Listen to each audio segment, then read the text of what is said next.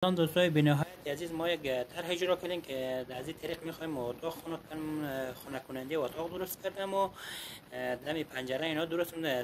زیادتر پنجره که مثلا خانه های سمت شمالی داشته باشد یا حیاتی شمالی داشته باشد، زیادتر میتونیم اتاق خنک کنیم. نه برقی لازم داره، نه دیگه یک خیلی هزینه انگفته با 3 تا کیش و با یک سجمه موتور. دوستان ما خیلی نگاه کنید، این برش 3 تا کیشه، با این برش یه دونه از این پروانه درست کردم برای شما. دوستان نگاه کنید، الان ما این چیز میکنم، نگاه کنید این خیلی قشنگ دور زدن شروع.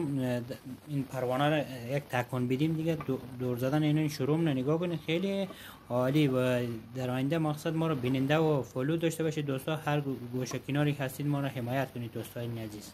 دوستان نگاه کنید این برش هم این پروانه رو نگاه کنید چقدر قشنگ دور میزنه شما، خیلی عالی هم هسته و خیلی دوستا برای شما خیلی چیز هستین. کیشاشی سفت شل کنیم خیلی سریع دور میزنه دوستا. اینه بیننده باشید و دوستا ما را حمایت کنید در پیج اینستاگرام و دیگه یوتیوب.